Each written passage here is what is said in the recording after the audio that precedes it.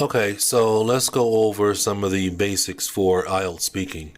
The IELTS speaking, most students think of as being the easiest part of the exam, and it's probably true. The IELTS speaking, I always tell students that IELTS speaking is easier than the TOEFL speaking.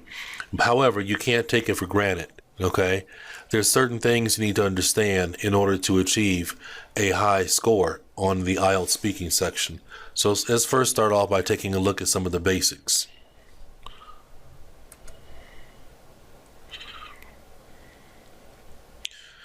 All right, the entire exam is going to last for about 12 to 15 minutes. It's going to be it's a real conversation. Okay, you're sitting down at a desk, or you're sitting down at a table across from the examiner, and they're directly across from you, and you're talking with a person.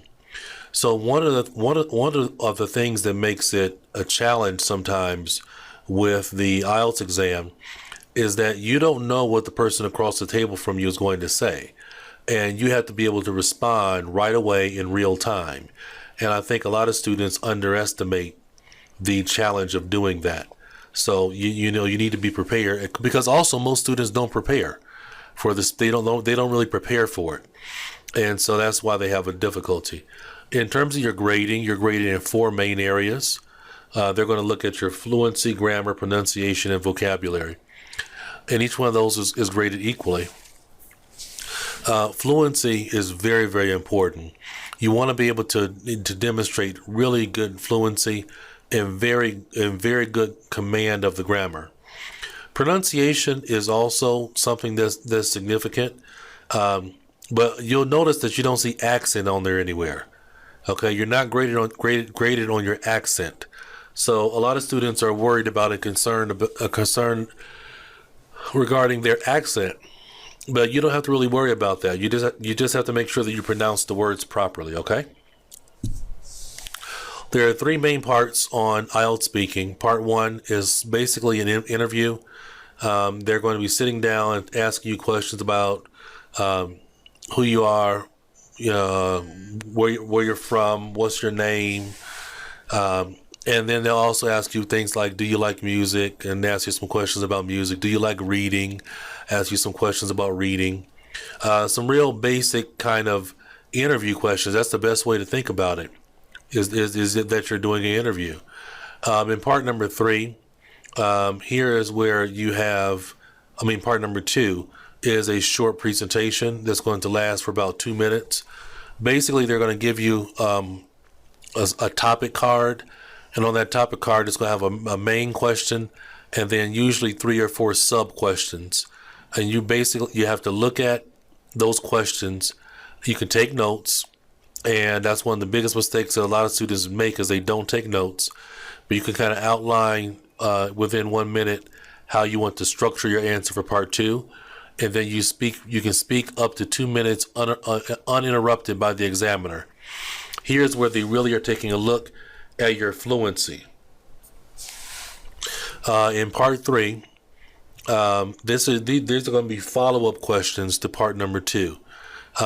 They're related to the same topic, but part number three has the most difficult questions, because the questions are going to be much longer, and the questions are going to have more difficult vocabulary. Okay.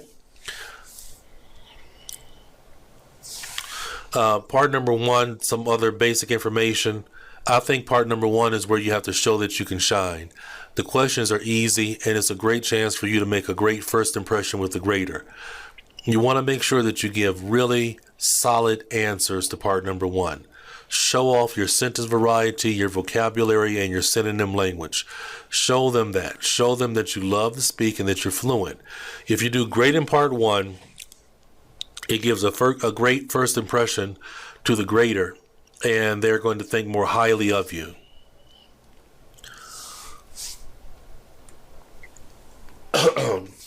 In part number two is where I would say most students really are able to. This is where really I think part two is really what divides a person that can get a 6 from a person that can get a 7. because in part number 2, you have to show fluency for up to 2 minutes. Right? You have to speak for 2 minutes uninterrupted. And if you can form mistake-free sentences, show a variety of sentences in your speaking in part 2, I think that's where students can really impress the grader more than any other area, because the grader is sitting back and listening to you.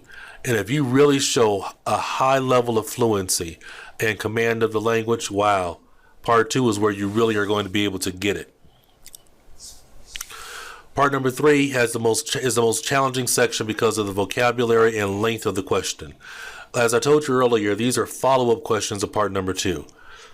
And what you want to make sure that you do is that you really try to speak, or for each question, try to give about 2 to 3 sentences to answer each question. All right? Basically, you want to answer, extend. What I mean by that is give a general response, and then extend that answer again in another sentence, and then explain it some more in one more sentence. So answer, extend. Some basic information about the examiner. They're going to come from an English-speaking country. They actually have special training. I know this for a fact.